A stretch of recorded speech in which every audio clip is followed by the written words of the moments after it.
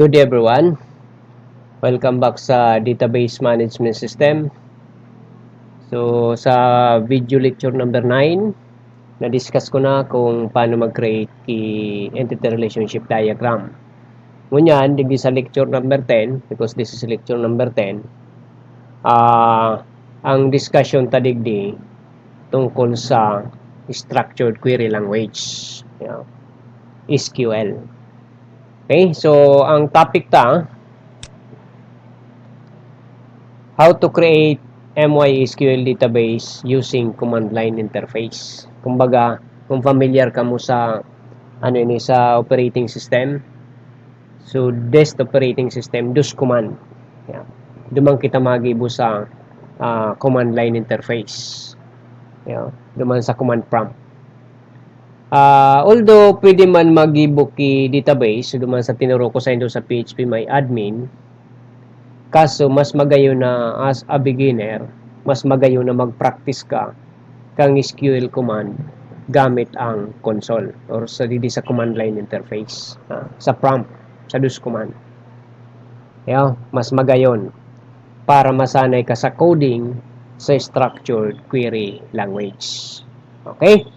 So, digdi sa lecture number 10, ang i-discuss create MySQL database sa command line. Then, create table, insert data into MySQL table. Sa database, kang MySQL. Kasi ang database, igual ki table. Okay? MySQL database table. Yan. Okay, so yan ang topic digdi sa lecture number 10. Importante ini kasi pag naging programmer ka, lalo na pag ma-develop kang mga information system, kaipuhan mo ang SQL, Structured Query Language. Pag may mga database, nag-ibo kay program, nag-ibo kay database, database management system pa man yan, mag-Oracle, mag-MySQL, mag-access database, kaipuhan mo ang SQL. Kaya mas magayon na maadal kita kang SQL command digdi sa command line interface or sa console. Okay? So, first, ma-create muna kitang MySQL database. And after that, ma-create kitang sample table. Then, ma-insert kita ki data duman sa table kang database. Okay, so yan ang topic digdi sa lecture number 10. So, ang gagamiton digdi na MySQL, so SAMP siyempre. Kasi sa SAMP kaiba na dyan so MySQL din sa PHP. So, ang SAMP naka install sa, of course, sa drive C, sa SAMP. Then, hanapon digdi so MySQL. So, this one. Yan, so MySQL. Kay puan makuha so executable file na mysql.exe. Kay puan makuha ini. mysql.exe. Executable file. Yan ang iraranta para makakreate kita ki database gamit ang console. Okay, so hain siya. So, nasa folder siya kang SAMP, nasa drive C, SAMP, MySQL, dinyawon siya digdi sa bin. Okay, oni ang MySQL. Yan ang executable file. Iyan ang iraranta duman sa console, sa command line. Okay, so ang path niya, sa local disk C, SAMP, MySQL, then bin. Okay. Ngunyan, malaw kita duman sa command prompt, sa DOS. DOS command. Okay, so ma-search kita digdi, ma-type ka lang digdi cmd. Yan. So, shortcut yan kang command prompt. So, mahihiling mo dyan o yan nagluwas command prompt. Okay. So, mahiling din ini so nasa local disk si kita. Users na folder, then sana yan ang default. default na minaluwas kang command prompt. So kay puan makalaw kita digdi. Sa C, SAMP, MySQL, din bin. Kay puan makalaw kita sa bin nga ni makuha tayo itong MySQL. May shortcut kaan kung paano dyan malawag, pero digding una kita sa saro-saroon ta kung paano ta siya ma-access. Para makadumang kita sa C, sa prompt, ayan na arugan, ayan ang C prompt. Para makadyang ka, aram ko tapos na kamukang operating system, siguro tinuruan kamukang DOS command. Okay? So, ma-change directory ka. CD, backslash. So, sabihin ka, change directory. So, hindi kasi sa pag nasa ano ka, gamit mo ng my computer, madali yun lang. Kung ma-change ka directory, i-click mo lang. Diba? I-click mo lang siya. Diba? Madali yun. Pero duman sa command prompt, iba. Kaya po maggamit kang DOS command. Kaya mapagalon man yan. Sir, grabe yang duduman noon. Yung mapagal talaga ini. Pero kay puhan ka mong masanay. Gamit ang command prompt. Pag ma-create ki MySQL, especially pag ma-query ka, structured query language. So, yun ang parang makaukod ka kimaray. Kay puhan mo talaga ki mag-code. Para makaukod ka kang structured query language. Okay? So, pag expert ka na, saka ka na magamit ka itong PHPMyAdmin. Basta pinaka-importante dyan, masanay kang una digdi sa prompt. Command prompt. Okay. CD backslash, kung sabihin kang CD, change directory. Okay. So, nasa command prompt na ako. Nasa Sibaya. Command prompt. Nasa command prompt na nga ni. Nasa local disk C na ako. So, ngunyang kukuhaon tayo ito. Dapat ma-open ta si SAMP. Okay, SAMP. So, paano ta ma-open si SAMP? So, ma-command ka naman. CD, change directory, SAMP. Yan, yaw na si SAMP. Nasa SAMP na akong folder. Ano ang sunod? Kay puhan, makuata, so, folder. Makalaw kita din sa folder na MySQL. Okay. O, i-open ta. Paano i-list kung ano ang log kayo ng SAMP na directory? Makakuman ka lang, dir. Yan ang log niya. Dir, enter. Yan ang log kang SAMP na directory. So, digdi, pasilo nun, kiklik mo lang, SAMP. O, yan ang log kang SAMP. O, yun man ini. Kung ano suyaon dyan, yaon man digdi. Okay? Digdi sa command prompt. So, kay puan makalawag kita digdi sa MySQL. Kasi yaon yan sa bin. So, bin. Okay? So, makakuman kita CD MySQL. Okay. Yun. Nasa MySQL na ako. Diba? So, i-double click tayo ni. Yaon naman ako sa log kang MySQL na folder. So, kay puhan naman maka-access kita dito sa bin. Ano ang command naman na gagamitin ta? CD bin. Enter. Yan, nasa bin ako. Yan, yaw na ako digdi. Ilingon tan laog. Dapat lumuwas man ini digdi. dir. Okay, so yan sulaog kang bin na directory. Yan sulaog niya. Ngunyang kay puhan, ma-open ta itong MySQL. Yun ang executable file. I-open ta siya. Para ma-open mo siya, kay puhan mo dyan key, user, buda, password. Ma-type ka lang, mysql.exe. So, daw ada yung exe, okay lang. Dawarog lang kayo ni, MySQL, pwede na. Ganun, tanang exe, tanganing sigurado. Negative view, then root.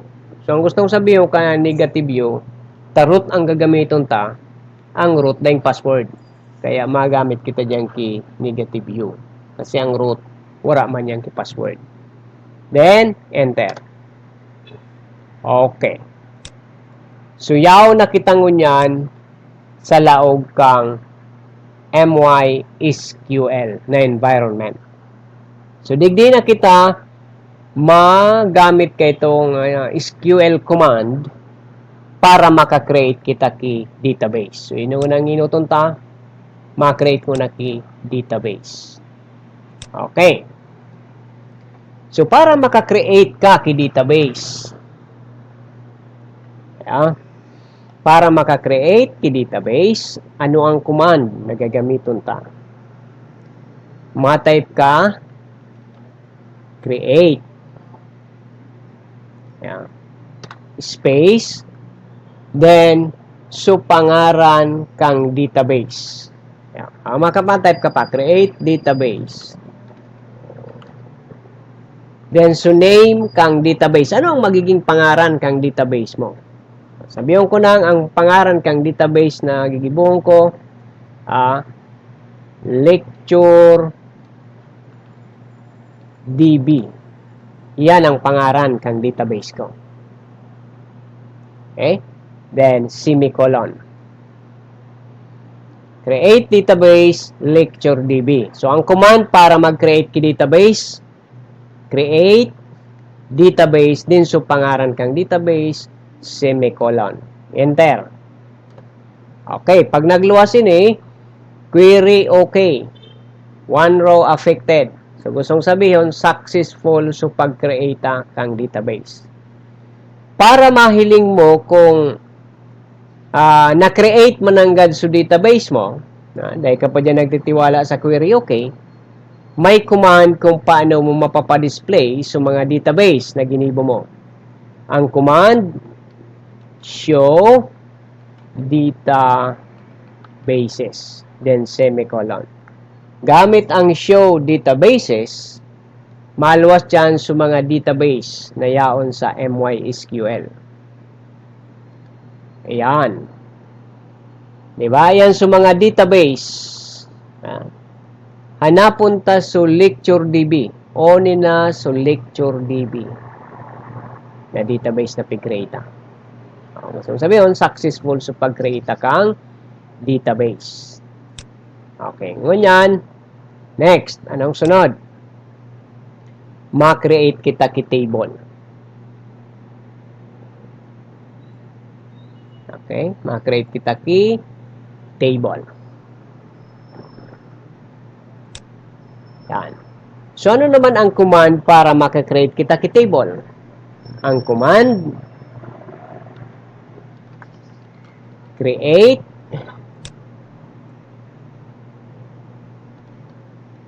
table, then pangaran kang table. So, halimbawa, ang gigibuhon kong table, ang pangaran niya is, before pa lang kita ma-create, kasi dakulunon ining database, di ba? Dakulunon kitang database na yaon digdi. So, dapat, ma-identify ta digdi kung arin ang gagamiton tang database. Okay. So, para makuha ta dyan kung arin ang gagamiton tang database, kasi dakulunon niyan, magamit kitang use na command. Use, ano ang database na gagamiton ta? So, file name, lecture DB, then semicolon. Yan ang gagamiton tang database. So, use lecture DB. Enter. Yan. So, database change. Gustong sabihin, ready na kitang mag-create ki table para sa lecture DB na database. So, saka na kita ma-command ki create table. Pangaran kang table is student. Okay? Then, open parenthesis. Mag-create kita ki so mga columns, so fields na identify mo. Okay, halimbawa, student underscore ID. Dahil tabi magka-key space. Magkakaproblema ka kayan sa query. Kung makakang space, kaganang key underscore. O kaya pwede man na one word lang, student ID. So, identify mo kung ano ang data type. I-identify ta, varchar. Varchar, gusto sabihin, pwedeng character, pwedeng letter, pwedeng number. Then specify mo pirang characters. Pirang characters ang makaka-store sa student ID. Student ID baga halipot man lang mga 10 characters na nagayod. So pwedeng gibuntang 20 characters or 15 characters. Okay, then close varchar. Another column. So na-identify ta na, first column ta is student ID. Varchar 15. Kung sabihin kang 15 characters ang maka-store sa student ID na field or column. Comma, if name, for first name. O kaya ikagta so prefix kang table. Istio underscore fname. Okay? So ini, siyempre varchar man.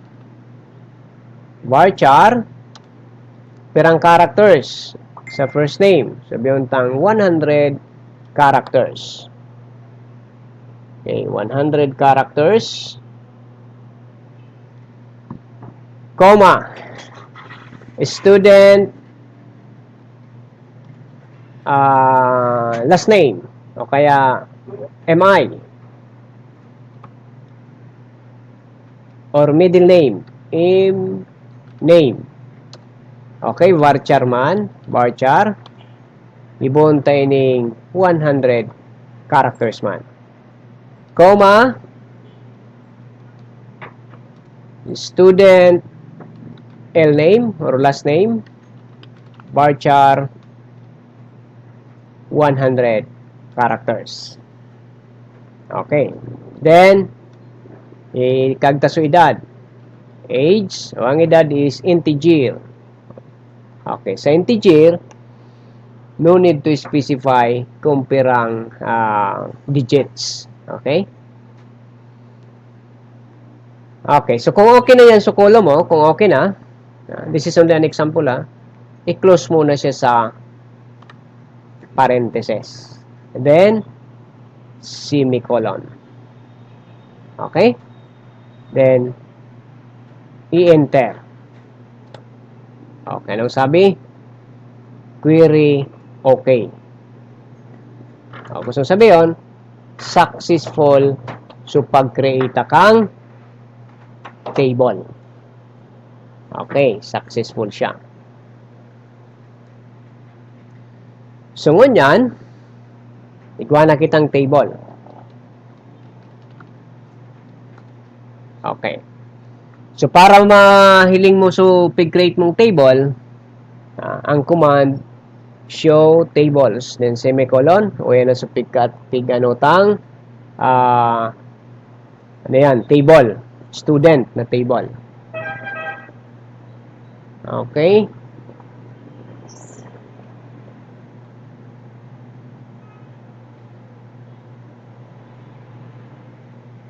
Okay. So, yaw na. Iguan na kita table. So, kung gusto mong mahiling, mahiling so fields na gibo mo or columns na ginibo mo, makaman ka lang describe. Describe or DEEC. Anong pangaran kang table ta? Student. Then semicolon. Enter. Okay. So, yan. So, pig-create ang table. Okay, student ID, varchar 15. So, fname, mname, lname, varchar 100 characters. Then, so age, integer. Automatic 11 digits. Okay, kasi integer siya. So, ining null, gusto sabihin kung pwede siyang null. Okay. So, pigkagtang. Adigdi, automatic, yes. Kasi pwede siyang null. Gusto sa null, pwedeng daing laog. Kukontrol mo na lang yan duman sa program. Pag nag-gibo ka na program gamit so PHP. Kung maya mong ining student ID. Kasi ang student ID, yun yung magiging primary key mo. Duman sa ER diagram, yan magiging primary key mo. So, dapat tayo yung key. Dahil pwedeng null yan. So, makontrol ka na kaan duman na sa PHP script. Yan yung maiwasan na magkaigo ini kinal value. Okay. So, igwa na kita ki table. So, ngunyan, paano kita ma-insert ki data? Okay. Ma-insert kita ki data. So, lumambaga sa PHP, nag-insert kita ki data sa table gamit sa form. Digdi, sa command prompt, pwede man kita mag-insert. Kung ano so ginamit mong code, kung paano ka nagko-code digdi sa MySQL, yung man yan ang gagamitin mong code duman sa PHP. Okay? So, digdi, ma-command ka lang. Insert N2. Anong pangalan kang table ta? Student. Din makag ka values. Okay, so ma-insert kita ki data digdi sa student ID, Fname, Mname, Lname, din age. Okay, student ID ta varchar, ikakagta siya sa double quote. For example, 100 sabihin tang 2021-001. Okay, first, the student ID. So, yan ang magiging value kang inan ma-store duman sa student ID na field or column. Then, comma, para duman sa if name. So, dapat kung ano ang pasunod-sunod digdi kang field mo, iyo man ang pasunod-sunod kang value.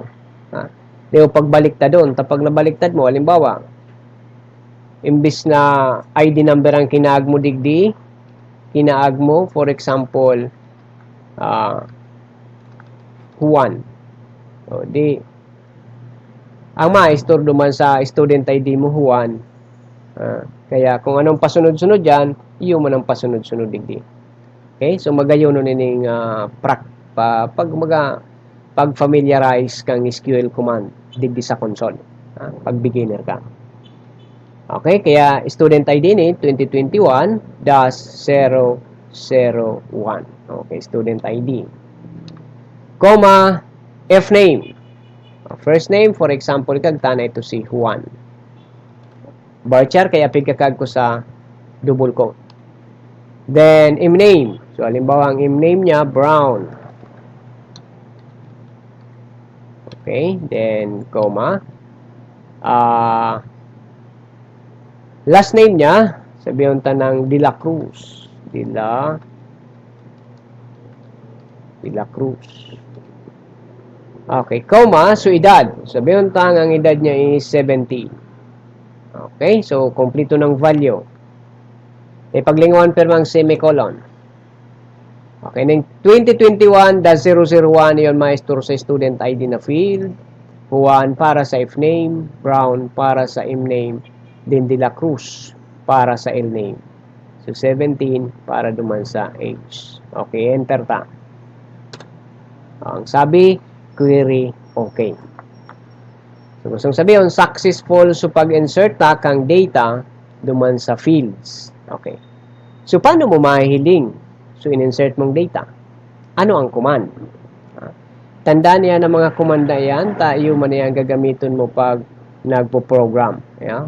Pag daw, maggamit kang .NET, maggamit kang PHP, so kung ano ang command na sa SQL na pinagibot na digdi, yung man ang gagamitin mo duman. Okay, so para mapadisplay mo, ma-retrieve mo, so in-insert mong data, mapaluwas mo si Juan De La Cruz, makakuman kang select asterisk, meaning kang asterisk, select all, gabus, student ID, Fname, Mname, Lname, age, ma-display. Select asterisk from so pangaran kang table. Ang pangaran kang table ta is student. Then semicolon. Pag in-enter mo okay, yaw na dyan. So, in-input ang data. Diba? Student ID, Fname, Mname, Lname, age. So, yan sa mga value. Okay, ma-insert pa kitang saro. same command, insert into student values. Pwede tabi ning i-type na small letter, pwedeng i-type na capital letters. Okay, anong values? ID number 2021-002. Yan. So, ikagta. Maria.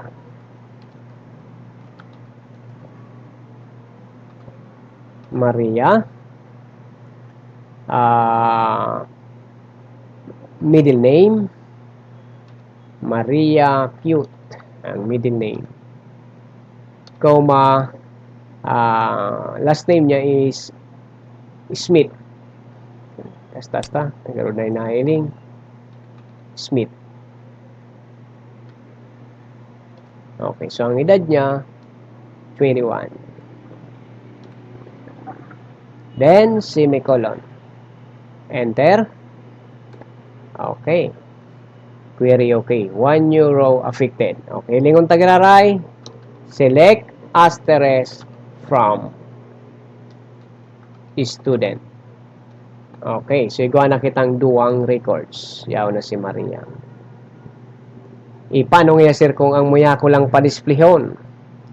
So, first name, Buddha. So, last name. Simple man sana. Papadisplayon mo lang. So, first name, Buddha. So, last name. Makagka. Select manggiraray na command. Then, i-identify mo lang sa field na papaluwason mo. STU, F name, comma, STU, L name. Semicolon. Enter. Anong sabi?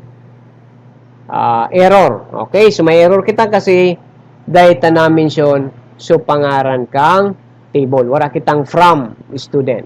Okay, so wala kitang from. Pinduton mo lang so right arrow key, maluwas kirara dyan so tinype mo. Okay, masumpon kita digdi. From student. Okay, so yaw na. So ang nag-display lang student F name, then student L name. Okay, so 1 Maria de la Cruz Smith. Okay, so dakulo na commands kang pagpa-display kay records. Okay, so saka na kita kayan ma-discuss. This is the waga ining discuss tang na basic command. So habang nagahalil kita, may di-discuss ta dyan sa mga iba-ibang commands pag-retrieve kay data hali sa database or especially hali duman sa table. Okay, so paano nga sir kung gusto kong igwa kinag-auto increment? Nag-auto increment. So automatic baga nagna-number. Yan. Kasi dumambaga sa PHP My Admin, nag-create kita table, nag-kag kita kan so may nag-auto increment. Pero itong nag-auto increment bako ito part kang sa ER diagram mo, dahil ito part kang sa imong primary key. Yan nag-auto increment pigkakag lang yan kang ibang programmers, so ibang programmer para reference ninda. Kasi pwedeng gamiton mong nag-auto increment sa pag-update, sa pag-delete ki data.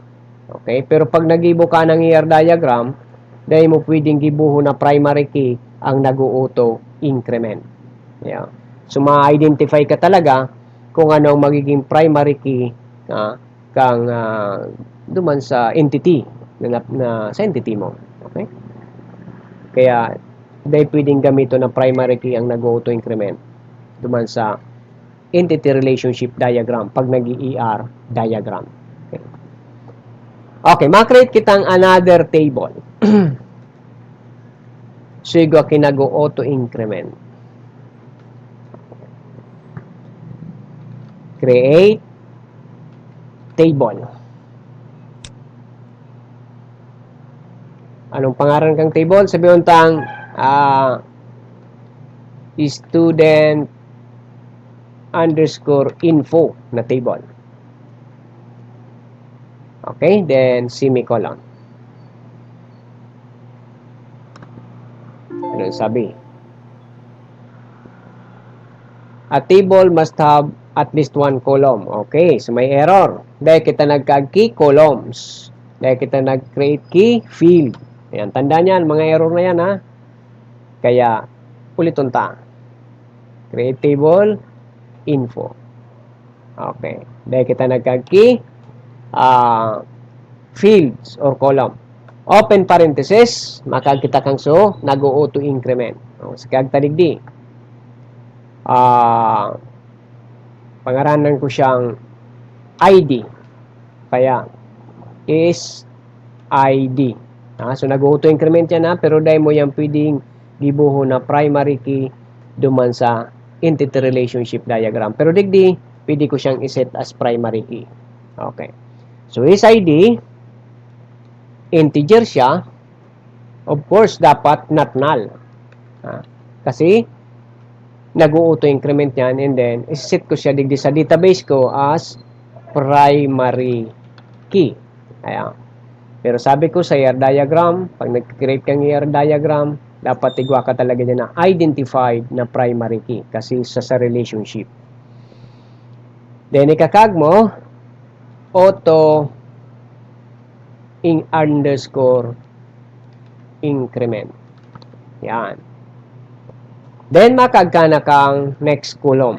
Okay, kagta, student ID, kag mo garay, varchar, 15, comma,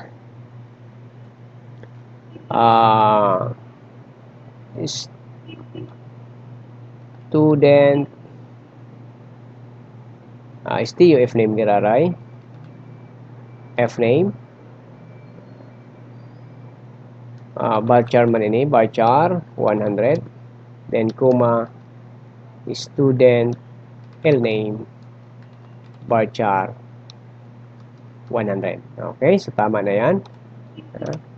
So, kamo bahala na kung magdagdag pag nag-create naman kamo kang table nindo. Okay, this is an example kung paano mag-create ki table na igwang nag-auto increment. Okay, enter ta, enter. Okay, query row affected. Okay, show tables. Okay, duha ng table ta, student, then student info. Ining student info, example ini kang igwang kinago-auto increment. Okay, describe ta, describe student info. Aning mahiling taso, structure niya. Yan ang structure niya. Okay, linganin do sa null, no. Kasi pigsit ta duman, not null. Okay, so pwede mo manggibuhon duman sa ito. So, student ID, na-set mo ining not null. Then, iset mo siyang primary key. Tawa din nag-auto increment. Okay. So, paano na mo yan mag-insert ki data na igwa ki nag-auto increment? So, insert kita. Same command. Insert into student underscore info values o ikag mo null duman sa nag-auto increment. Bahala siya magkag ki number. Okay, then student ID sabi untang 2021-001, then first name Ana, then comma last name niya Brown. Okay, close, semicolon, enter. Yan, okay. So, hilingon ta kung yaon man ang gadyo sa table. Mapa-display kita ma-retrieve. Select asterisk from student info. O, diba? Yaon na siya. Then, automatic igwa ng so, nag-auto increment ay igwa ng kag na number 1. Okay, ma-insert pa kita kisaraw. Insert into student info values 2021-002, Pedro, ang apelyido ni Pedro Pugi. Okay, semicolon, enter. Error. Anong sabi niya? column count does not match value count as row. Okay. So, yan na error na yan. Kasi ang column count kung bilangon kumpirain ng column na student input ang table, 1, 2, 3, 4 columns. So, digi sa pig-insert ko, only 3 columns. Kulang kita kanso sa nag-auto increment. So, null. Kaya siya nag-error. Kaya madagdag kita, dagdagan tadigdi, null, comma. Okay, enter. Diba? Okay na? Select asterisk from student info. Ikuha na kitang duwang records. So, nag-go to increment, number 2 na si Pedro. Okay, so yan. So, topic tango yan, create database gamit ang console or command line. Then, nag-create kitang table, nag-insert kitang data, then, basic, kang select command, so pag-retrieve ki data. Okay, so, hanggang digdi na sa nanguna, ang lecture number 10 ta. Sa susunod, more SQL command. Okay, so thank you very much for listening.